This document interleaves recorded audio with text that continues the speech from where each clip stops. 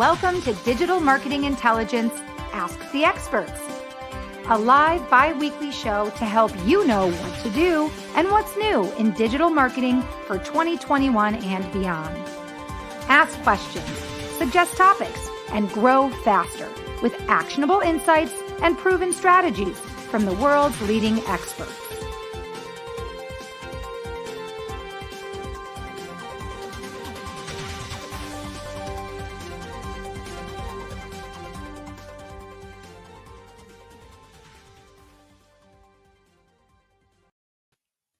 Good morning, everybody, and welcome to Digital Marketing Intelligence for Entrepreneurs. Ask the Experts. I'm Marissa Morgan, your show host, and I'm also the Business Development Manager at Engage. On behalf of myself and the entire team at Engage, I'm excited to welcome you to today's show. Today, we're talking about a topic that is very interesting, especially in this day and age, and especially as we're working through life-changing effects of a pandemic. Today's topic is bots and bodies, right?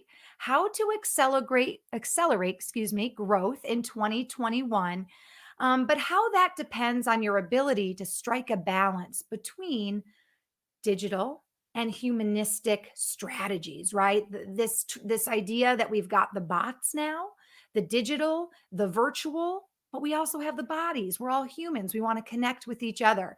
Today, we're going to talk about that. And our guest expert has written a lot about it. So I'm very excited to share her with you in just a moment. A quick reminder, after today's live interactive talk, I will also share with you an Engage tip or news of the week. And this week, we're talking a little bit about digital changes on a certain platform in terms of e-commerce. So stick around for that news of the week as well. Now, before I introduce you to today's special guest, I want to share with you just a quick tidbit, really, about what the Engage platform does. Because our platform is unlike any other platform out there because we offer companies tools to grow and scale, tools to optimize your customer experience. And those tools right now are free, and they're free forever. So I want to encourage you after today's show to check out ngage.com. That's ngagge.com. To go ahead and subscribe to our free platform. Take a look at all of the tools we have. We have tools for a CRM, tools for your agents to be chatting and interacting with your customers. We've got a scheduling tool. We have calendars. We have tools for automation. And all of these tools will ultimately help optimize the customer experience. And we all know that in today's competitive marketplace, optimizing the customer experience is how you stay ahead of your competitors. So check that out. Also, if you're interested in live streaming, we all know right now that creating content is an important part of connecting with prospects and with leads. And I know our guest today will agree. It's a great way to connect. If you're interested in maybe hosting your own live stream or your own podcast or your own weekly show, just like we do, we also have a program to help you get that jump started as well. That's called Engage Live. And you can find out more about that awesome program at ngagelive.com, NGAGGELIVE.com. It's up there on the screen for you to screenshot. But of course, if you're listening on the podcast, I spell everything out for you. So there's no question on how to find Engage. So check us out after today's show. Okay. Without further ado, I'm so excited to introduce you to today's guest. She's a bit of a digital nomad, and she's joining us today live from Scottsdale, Arizona. Please help me welcome Nancy A. Shanker.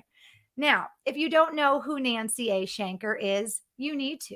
She is, as I mentioned, a bit of a digital nomad. She'll work wherever her suitcase is, and she's got a pair of shoes. And today, like I said, she's here live from Scottsdale, Arizona. She is the founder and the CEO of the On Switch, and she has developed and honed her superpowers as a marketing leader through decades of success and innovation. As one of the field's most experienced, pragmatic, and thorough strategists, she considers herself a dual citizen of both, and I really like this, the traditional marketing world and also our ever-evolving digital planet. which is why she's the perfect guest for our show today. She's a former C-level marketer for companies, maybe you've heard of them, Citibank, MasterCard, and she started her own business in 2003 to serve as a virtual marketing strategist and full service marketing department for corporations and mid-sized businesses and startups as an extension of her in-house marketing teams. She has created award-winning content and writes for Thrive Global. She also has written for other media outlets and is a member of both the Forbes Agency Council and also Rolling Stone Culture Council. As if this isn't already an amazing resume, she is also the director of content for the Society of Saleswomen and has been published and quoted in the New York Times, Crain's New York, Business Week, Entrepreneur.com, The Ladders, and Inc., and so many other media outlets. The list is pretty much halfway down my computer screen. And one thing that I really love about Nancy, and I think so many people can appreciate, she really loves to mentor young people in their careers. She is the mother of 2 grown daughters, and she's also the author of, and I love this title, Don't Hook Up with the Dude in the Next Cube, 200 plus career secrets for 20 somethings, and also Embrace the Machine, which is a book about AI and robotics. Now, I seriously, her resume is impressive, but I'm excited because today we're celebrating a special day. Her about a week early, but there's a big birthday coming up for Nancy's company, The On Switch. So we're going to learn more about that in a moment. But in her career with The On Switch, as the CEO, she has helped businesses, both small and large, launch, rebrand, and flourish through a combination of brand development, conventional and digital marketing, relationship cultivation, which we know is very important, and creative breakthrough the clutter ideas. Her 4-step process, imagine, focus, buzz, profit, has withstood the test of time, and she has helped hundreds and hundreds of companies launch and regrow.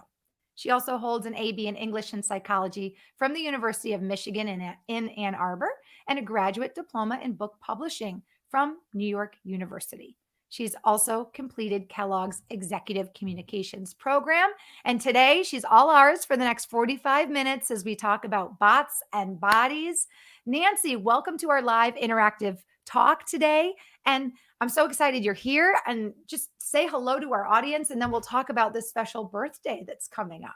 Well, thank you. And I'm so excited to be here. And as you were talking and explaining what Engage does, I thought a lot about the whole notion of engagement, which is really ultimately what it's all about. When I started the business 18 years ago, I started with no clients at all. And obviously it was a big risk, jumping off the edge of a cliff, not really knowing how I was going to make a living. And I started out really just by reaching out to people who I've known over the years, letting them know that I was starting a business, and the business just started flowing in as a result of relationships that I had cultivated, many of which I cultivated in the analog world, because that was the only world that existed as I was building my career. So as we approach our 18th birthday, and we deliberately called it a birthday rather than an anniversary, there's a lot of emphasis these days on companies that are launching, but it's relatively few companies that continue to scale, are truly timeless, withstand the test of time, and evolve no matter what the world and the economy is throwing at them. And obviously, over those 18 years, we've had a ton of experiences. And I've undergone a lot of personal growth and business growth that really enabled us to survive and thrive over almost 2 decades. Having lived through the recession, for example, put me in a much better position to handle the pandemic. And when I started the business in 2003, social media didn't even really exist. It fell into the hands of adults and businesses in 2005. And it was very funny. The other day, I was saying to one of our recent college grad associates, I've been using social media since 2005. And she said I was only 6 years old then. Oh, So wow. I realized that having a first mover advantage in many ways has enabled me to keep pace with the developments in digital media and, as you reference, really combine humanity with automation, which if you grew up only with automation, you're sort of missing half of that equation.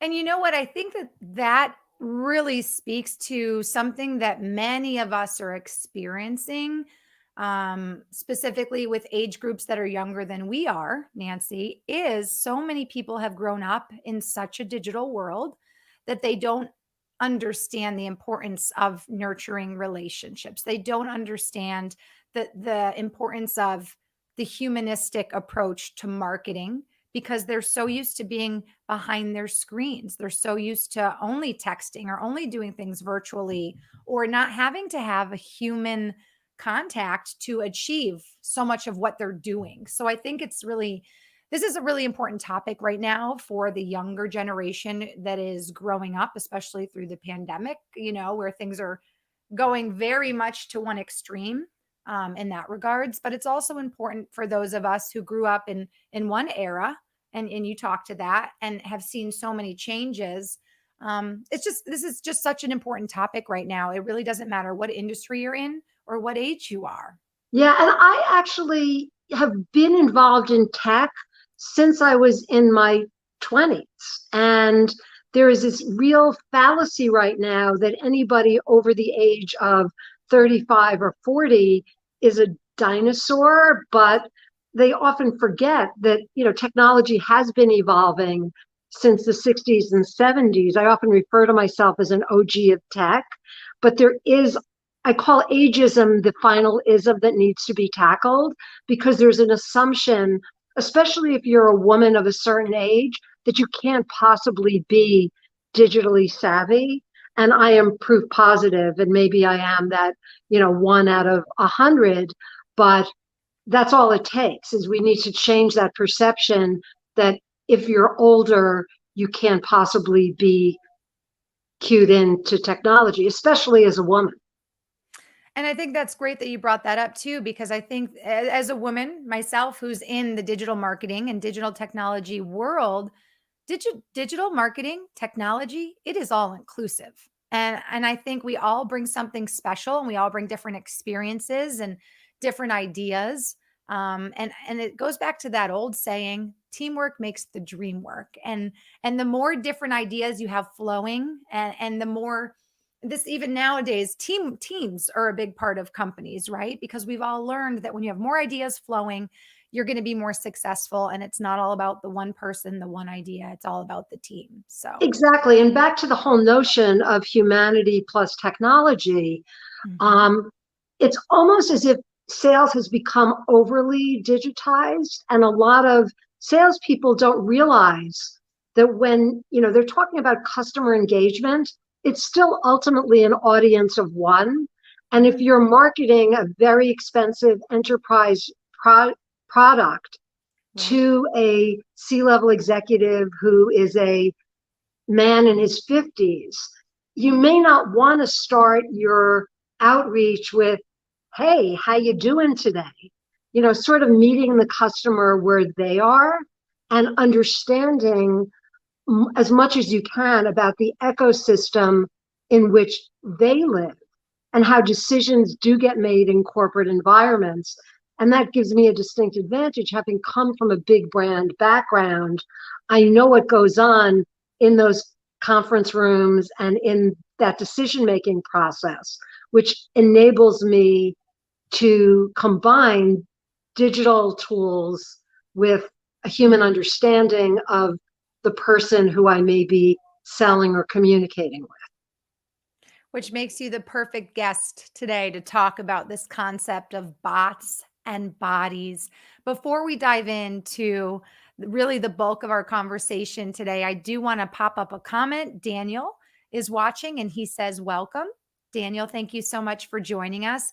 Hey, This is Daniel. a live, it's an interactive talk. We're on LinkedIn Live right now. If you are just joining us, welcome to the show. Nancy A. Shanker is here. We're going to dive into our live discussion right now about this concept of bots and bodies and really striking the balance between a humanistic approach to marketing and a digital approach to marketing. So if you have any questions for Nancy, please leave those in the comments section and I will get to them as we go throughout the show. Nancy, I'm going to put up on the screen for everybody watching just an outline of what we're going to get into today with our talk. And for those of you listening on the podcast, I'll summarize it so that you can understand the flow of our talk today. So, again, bots and bodies, accelerating growth in 2021 depends on your ability. And we should have added the word successfully to successfully, right? Strike a balance between a digital and humanistic approach to marketing, sales, which Nancy definitely just touched on, and support. So, the first thing that we'll touch on with you, Nancy, is AI and ML. They're right, but soft skills such as listening, writing, speaking, engaging, negotiating, persuading are still critical in taking your business to the next level. So, we'll talk a little bit about the importance of these really connector skills, is what I like to call them. So, we'll talk about that first. Then, we'll talk a little bit, Nancy, about your thoughts on how basically everybody's looking for this competitive advantage and how many people are using automation to do things. And we'll talk a little bit about your spin on automation, when to use automation. I know you may have some examples of when it works, maybe when it doesn't work, or how you can use automation to get ahead and to get that competitive advantage. And then the last thing we'll talk about are some suggestions, right? So obviously, the pandemic is making us, in essence, in quotation marks, we say less human by limiting our face to face interactions. But Nancy will share with us some things we can do to really almost counteract that, right? Or to take these changes and make them work for us in a way that maintains the humanistic approach. So that's really what we're going to talk about. I can't believe we're going to talk about all of that in such a short amount of time, Nancy, but we're going to try. So let's kick things off talking about this idea that soft skills, right? And these quote unquote people skills, connector skills are still so important, even though, I mean, you've written about AI, you've written about bots and robots and these things that are changing our dynamic. What are your thoughts on the importance of soft skills and what we can do to stay relevant and to connect and to continue to nurture relationships in this digital world? Well, that's so important. And just even like today, we are in two different cities. We work for two different companies, but we are making a point of coming together and having a conversation, like a live human conversation with voices, with nuance. I'm still a really big believer in the good old fashioned telephone. When you text somebody or email somebody, or DM somebody or Slack somebody, it lacks nuance, it lacks tone, it lacks humor. So we have to remember to build some of those old school techniques into our marketing approach. I had a great example yesterday. My mother is 95. She has what's called a jitterbug flip phone, which is her version of a cell phone. And I needed to access her voicemail. And I was thrilled when I called the phone number for Great Call. I actually got a live human being on the phone. And I think because they realized that their audience is an older audience, they didn't put me into some endless bot loop, Oh, that or they it's press really two looked at. for the language, and then it's press the department, then it's press this for what is, and then why don't you tell me what you need? And then they're like, what? Please repeat that. Like it's the worst. Yeah, I had a professor at Kellogg who said, if you speak with the voice of the customer, you will never be wrong. And I think that's something that has gotten lost as we've digitized the world. And it's unfortunate because we have I remember back in the day at Citibank, and now I'm going to sound ancient. I worked with my colleague Tony Corretto on building out personas for retail bank customers, which is this is 30 years ago. Personas are nothing new. The big difference is that instead of it being done within minutes using online research and data, we were like, these giant spreadsheets and binders. I mean, I think about it now and it seems positively Neanderthal, but what it enabled us to do was look at our customer base and analyze them based on not just demographics but also psychographics, and then to be able to market to individual segments of the market in the tone, in the manner, based on the behaviors that they indulge in. And I'm always laughing to myself when I drive that Waze is such an incredibly powerful technology. It knows where I am, it knows where I'm going, it knows where I've been, and it keeps telling me to like pull off the road and go to Pizza Hut, which is not a place that I ever eat at. So, we will eventually be in the perfect state as far as using a combination of digital technology and good old fashioned common sense to Mhm. say Nancy's not going to stop at Pizza Hut, but she most likely will stop at Sprouts or Whole Foods. So Ah. let's market to her in a way that is truly relevant to her. And obviously, Amazon does that tremendously well. They know what I've been buying, they know what I've been browsing at. And then they're able to market to me as an individual human being and not just one of millions of shoppers. That's a So, great example. I like that you used the Waze example and then compared it to the Amazon example, because that's obviously an example of how AI, right, is being used to, um, Waze is totally based on technology and AI and all this stuff. But like you said, it can go the next level, um, and actually know the customer's wants and needs and preferences, so that when it is making suggestions, you're more likely to actually become the customer or make the purchase or what have you. So, yeah, yeah. what I would love to see is the next generation of engineers. It scares me a little bit that more women are not pursuing careers in STEM or STEAM because I do believe that um, women as communicators have something to bring to the table in terms of saying, well, wait a second, there's a person out there, and this person may be thinking this or wanting this, which is not to say that engineers are not humans, but Mhm. when you are exclusively a coder or a developer, you have a certain skill set that doesn't necessarily take into consideration how real live breathing human beings think and feel. Mhm. And as a mother and a grandmother and a woman over 60, I often say, how is somebody who is in their 20s, who's never had kids and never lived this life, how do they really understand how I think and shop and make decisions? So, That's a so I really plug good for more point. women going into STEM careers. That's a really good point. And I think too, even going back to the jitterbug example you gave, having it's all about being where your customer, we always talk about this at Engage, being where your customers are, right? Solving their pain points. And it's so basic with the jitterbug example. And if you're not familiar, if you're listening and you're not familiar with jitterbug, it's a specific phone that, is promoted to an older demographic. The buttons are larger, it's easier to use than, let's say, an iPhone.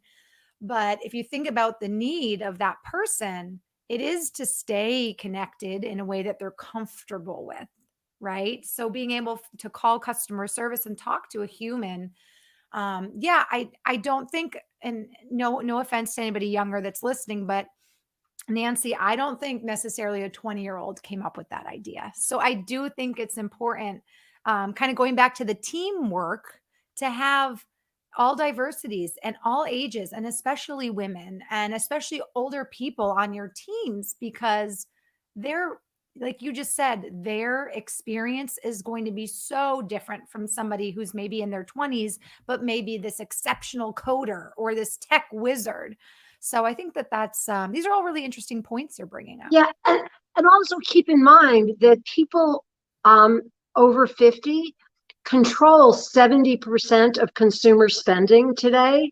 So if Wow. you are only focusing your product or service at a Mhm. younger demographic, you're missing out on 70% of the spend. So, Wow. this has really nothing to do with, being feminist or being ageist. It's really just looking at the data and Mhm. saying, all right, if 90% of the people in the world had red hair, you would be developing a shampoo for specifically for people with red hair. So Right. let the data, let the statistics, let the facts govern your marketing decisions.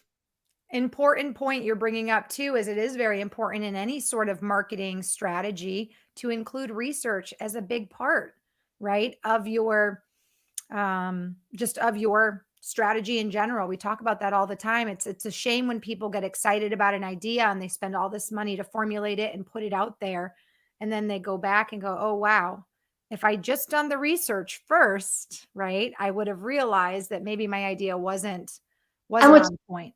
What's very scary is two-thirds of companies canceled or postponed their market research last year as a result of the pandemic. Oh wow. My company is currently doing the marketing for an event called Timmer, the market research event. Mhm. And they believe that insights professionals, people who really understand how consumers today are thinking and feeling and behaving and spending, will be the single point of truth heading into 2022 because they have the insights. And again, we're living in an era where big data is so readily available, and Mhm. technology is enabling us to take that big data and within seconds, and this is where AI and ML come in, you could take that data and ask a question, a complex question, and have that data distilled down for you into sound bites, which 10, 20 years ago would be weeks and weeks of analysis. We have all this at our disposal now, and now we need to start using it to do better marketing and serve consumer needs at a higher, deeper, better level than we have been. Absolutely. Great points. Great points. Let's talk about automation. Obviously, the digital transformation is now a necessity rather than a competitive advantage. People have to shift, they have to pivot, they have to accept the changes that are happening in the digital world in order to stay relevant. But our thought is, before you adopt new technology, and I know you'll agree with me, Nancy, you need to ask yourself, will this save me time and or money? Will this be something that my company and my teammates will be able to use and comprehend? Um, will this change my life in some way or allow me to become more efficient? What are your thoughts on being successful at adopting automation Yeah, and I mean, using? those are, all great questions. And it's kind of how I live my life. Like, that is my mantra. So, as a content strategist and writer, I grew up in an era where I would write something, somebody would attack it with a red pen, I would miss typos, I would make grammatical mistakes. A great example is now Grammarly, which I have plugged in on my laptop, on my desktop, on my phone, and it critiques my writing real time as I'm doing it, and it has made me a better writer. And then it's very Pavlovian. I get a report every week that assesses my tone of writing, so I know if I'm being friendly or informative or if I'm in a crabby mood and I'm being dictatorial and cold. So that's a great example of where technology is humanizing me. I Wow. almost went to art school because I'm a graphic thinker, but I have no real artistic skill for hand drawing. But when Canva came along and Mhm. Constant Contact, and I realized that I was able to create amazing things without any artistic talent. I call it the color forms or the tinker toys of our generation. I had the imagination and I combined it with the automation to be able to make something great. I happen to have 5 Amazon Echo devices in my apartment and my car. And so I find that when I'm driving, if I forgot something on my shopping list, I just tell Alexa to add it to the list, or something on my to-do list. We use Monday.com in my company to make sure that projects stay on track.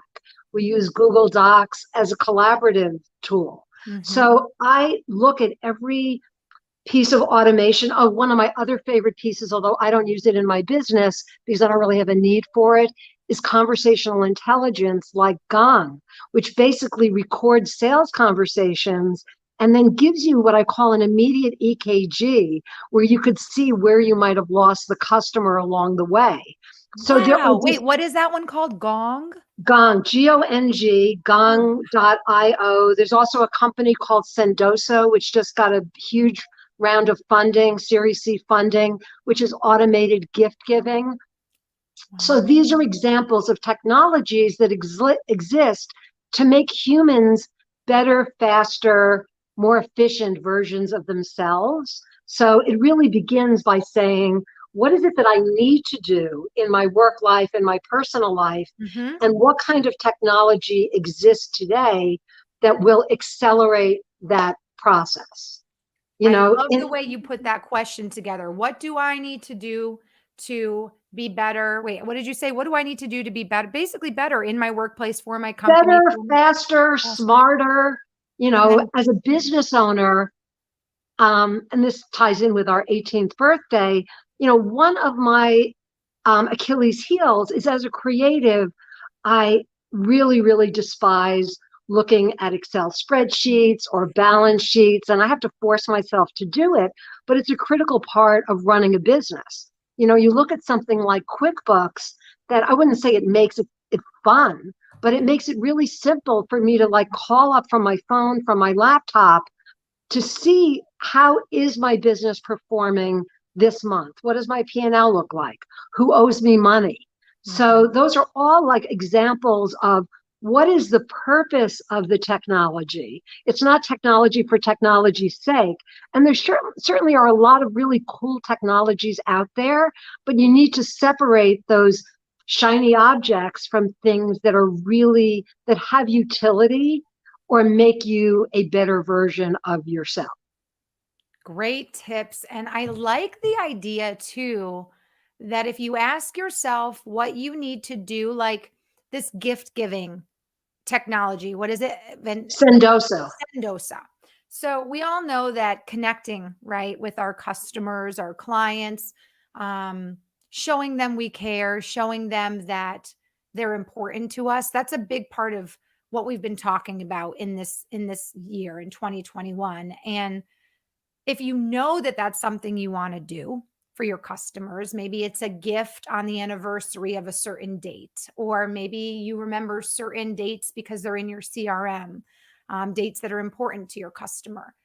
If you have technology to help you do what you want to do, it's a double win, in my opinion, because not Exactly. only, And like something like Gong, and I don't know what Mhm. they have planned for the future, but how wonderful would it be if we could Gong our interview after the fact and get that report within 3 minutes after we hang up, you know, from the interview, and say, oh, gee, I used this word 50 times. I either used it because it's a great word or because Yeah. I need to be more creative and come up with better language. I often joke around that I would like to gong my dates to find out where they may have gone amiss. But Yeah. that's a great example of a technology that at the end of the day can make somebody a better salesperson.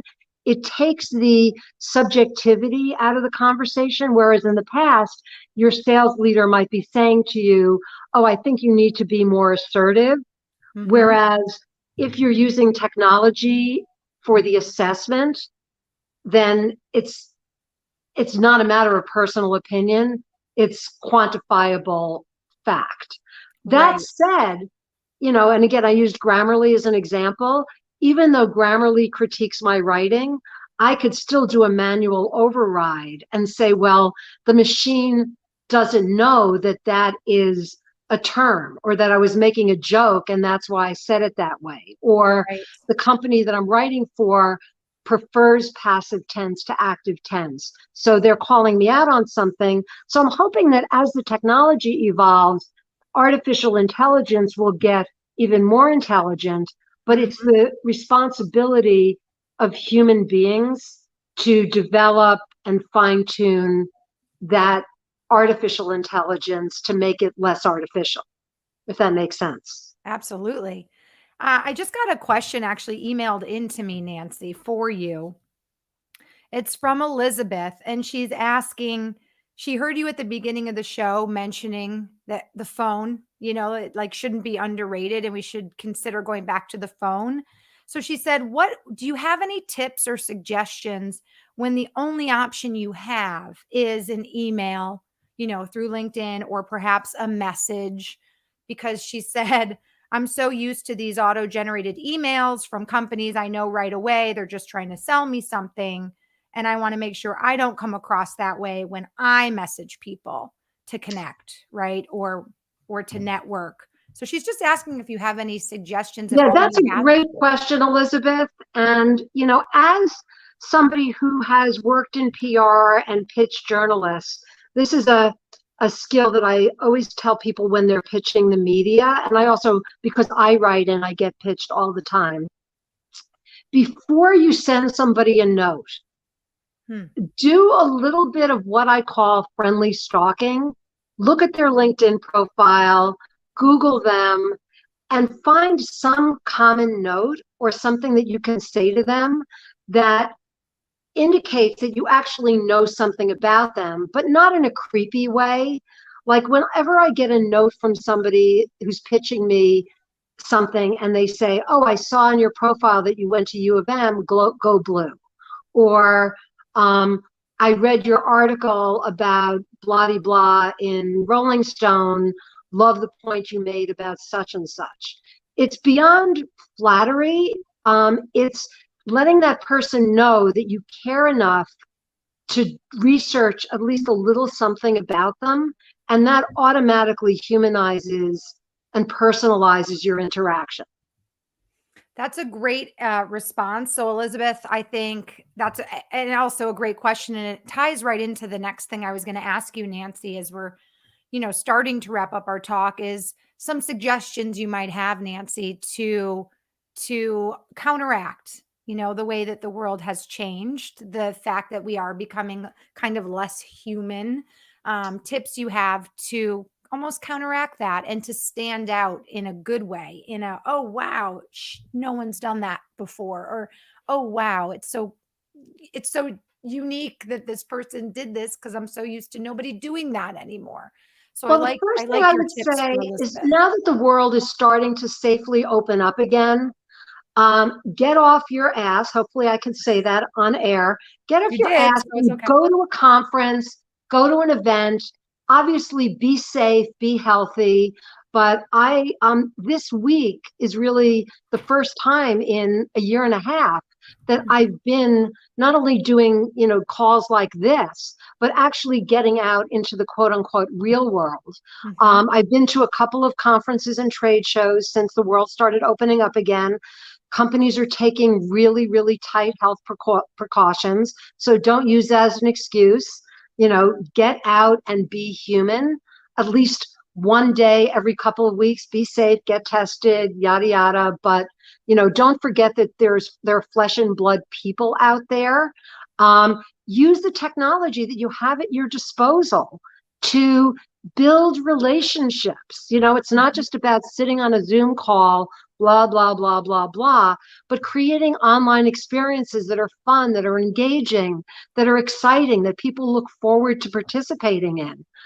Which is hard because we've all been Zooming and teaming for a while now, but Right. don't ever stop being creative. One of the best SNL episodes I've seen during the pandemic was when the comedians were all doing their own routines from their homes. From home. And Yep. it gave them so much creative power to do things that they found were fun and interesting. Um, and, we talked about this a lot, but make sure that your work team is truly cross-generational, diverse, that you're including different perspectives. Um, I've done consulting for tech companies where I really felt like the odd woman out because I was different. I'm 65 years old and I'm from New York and I'm very outspoken, but those are the kinds of people you need in your organization to bring different creative new perspectives. And they don't need to be people who know how to code.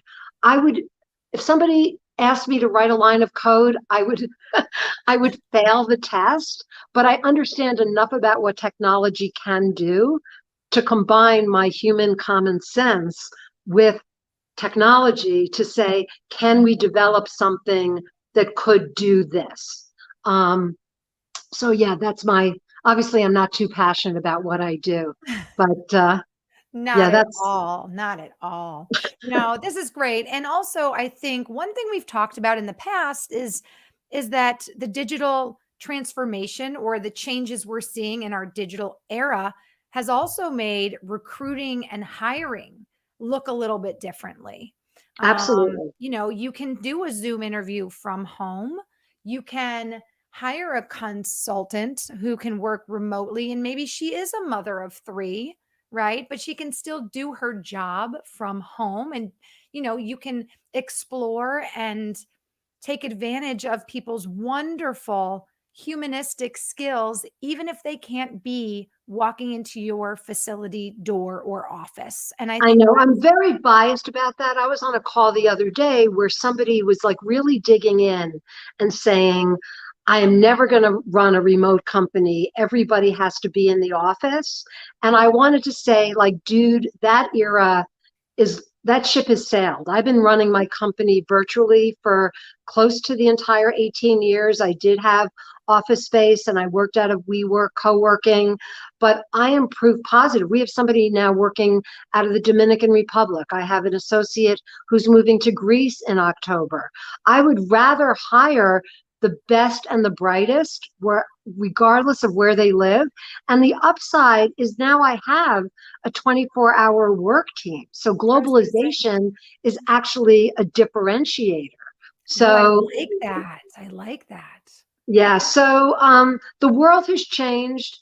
It is never, ever, ever going to go back to the way it was. Hmm. So you could either look to the future and become part of it. Whenever somebody says to me, oh, I don't want to live to be 100 or 120, what I say to them is 120, 60 years from now is going to be very different from 120 now. I will have bionic parts. I will have robotic limbs that can help me run as fast as a 20 something year old. So, that you have to be constantly looking at what will be 3 years, 5 years from now. And just again, looking back on the week before our 18th birthday, the on switch of 2003 compared to the on switch of 2021, they are very, very different. But what I always go back to is what is timeless, what has stayed the same. An emphasis on human relationships, good common sense, great customer service, innovation. So the technology has changed, but some of the basic principles of business have stayed the same. And every month in my newsletter, I profile a company that has survived 50 to 100 years. And I Wow. look at what are the elements of surviving and thriving that have kept those companies going. Because as I said at the very beginning, anybody can launch a company. How many companies will still be in existence 50 or 100 years from now? And that is always very telling. If any of you would like to subscribe to my newsletter, there's a button on the website. So feel free, the more the merrier. And feel free to follow me on any or all of my social media platforms. And I'll share right now that you can find Nancy's website. It's very easy. It's the onswitch.com, spelled just how it sounds, the onswitch.com. And then her email, if you want to connect with her, is Nancy at the onswitch.com. It's dot actually com. Nancy S at the on switch. Oh, Sorry okay. about Let me that. fix that. Let's get that right. Nancy See, S at that's the one thing that Grammarly would never have known that. That's is a it Nancy at the onswitch.com? Nancy S at the onswitch.com. Yeah. S is in Schenker. Sorry What's about that. funny is I think I've copied that from your signature on an email, and I may not just have made the thing go all the way. But No Nancy problem. S at the onswitch.com. You can also connect with Nancy on LinkedIn, and you can do that. LinkedIn, it's going to be /Nancy A. Schenker. So NancyaShenker. So connect with Nancy. Drop her a note if you connect with her, if you're listening to the show and then connecting with her. Whether you're listening live or on a replay, let her know that you heard her show on the Engage Digital Marketing for Entrepreneurs live stream or podcast. One thing that, you mentioned something and now I just lost my train of thought. It's the fact that you are about to celebrate an 18th birthday, and it's along the lines of you talking about companies that are now, 50 years, right? They didn't just launch and then survive, but they're doing really amazing at 50 years. So I just wanted to congratulate you on your upcoming 18th birthday. You're now Thank officially you. an adult, right? Exactly. Exactly. Hey, I do have one quick question that we'll get to before we log off. It is from Daniel. He says, any thoughts on blockchain technology and any interesting companies using it, specifically startups? Um, That's a little bit out of my realm. I have stayed tangentially involved in what's going on with digital currency. Mhm. Um, it's interesting. I think it's one of those categories that was very hot and now it's very quiet. But then I think it's going to reemerge. When I worked at MasterCard 20 years ago, we were talking about digital money, and everybody was like, woo woo, that's like science fiction. That's never going to happen. At Right. Citibank, they were like, we can never be able to digitize checks. We always have to return paper checks. So I think blockchain and crypto, I think, is one of those things that I, would keep an eye on, but it's probably, maybe 5 or 10 years away from the maturity level. And at some point, alternative currency will be a thing, and we'll be looking back. Maybe I'll be on the show again in 10 years and we'll be saying, remember when Daniel asked that question about blockchain? And we were like, Right. oh, we don't really know. I think it's really interesting that QR codes have made a comeback.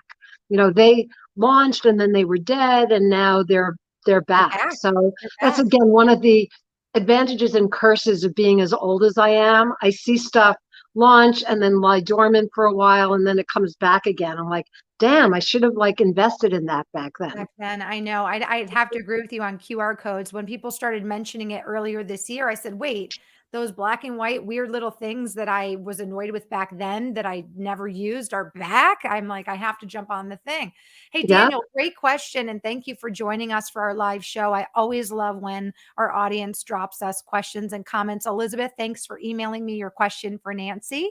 And Daniel, thanks again. You guys connect with Nancy on LinkedIn. Let her know you saw her or heard her on the Engage Digital Marketing for Entrepreneurs live stream or podcast. And Nancy, again, congratulations on 18 years with the On Switch. You've done a lot in your time, your decades, I should say, in digital marketing and marketing. And I think that one of the reasons that your company has been so successful is because of all of your unique experience and all of the experiences you can bring to your role and your perspective on the world as it stands. I think those Well, are thank all you so wonderful. much. Thank Yeah, it's you. been so wonderful to have you on today's show. I'm going to go ahead and bid you adieu, Nancy. I hope you have a wonderful rest of your week and a wonderful weekend.